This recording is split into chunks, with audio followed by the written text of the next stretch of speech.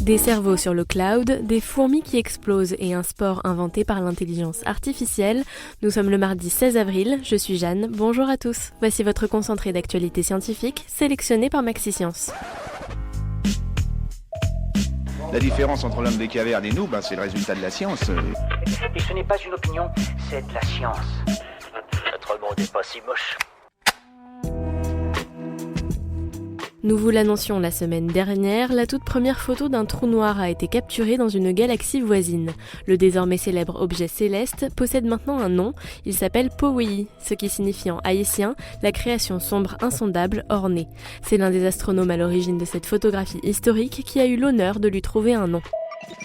Aux Maldives, les autorités rapportent une scène particulièrement triste. Une tortue verte a été observée au milieu d'un tarmac en construction où elle venait pondre ses œufs.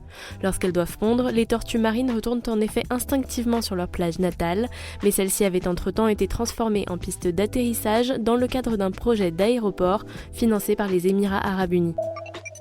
En France, le ministère de l'économie a finalement décidé d'interdire un additif alimentaire controversé, le E171. Ce colorant est en effet largement présent dans notre alimentation alors qu'il est composé de nanoparticules de titane et soupçonné d'être cancérogène. Il est désormais interdit dans les confiseries mais pas dans les dentifrices ni dans les médicaments. La réalité s'apprête à dépasser la fiction. Grâce à la nanotechnologie, des scientifiques sont en train de mettre au point un dispositif capable de relier le cerveau humain au cloud.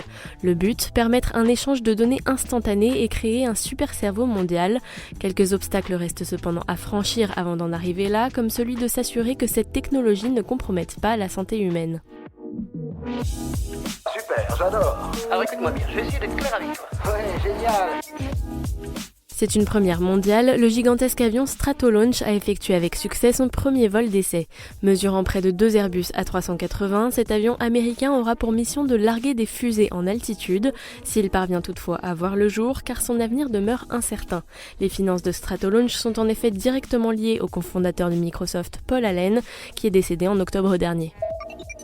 À Bornéo, des biologistes ont fait une incroyable découverte, celle de fourmis explosives. Face à une menace, les insectes pratiquent en effet l'autolyse, un comportement suicidaire qui consiste à se faire littéralement exploser. Elles libèrent en fait une substance collante et toxique, ce qui tue l'adversaire au corps à corps. C'est une première en France, des diables de Tasmanie sont arrivés hier aux eaux de Beauval dans le Loir-et-Cher. Les deux marsupiaux font désormais l'attraction du plus grand parc zoologique de l'Hexagone.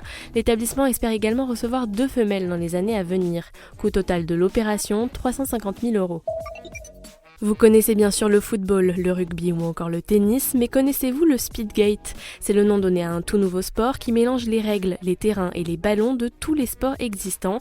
Il a été créé par une intelligence artificielle à partir des spécificités de 400 sports existants.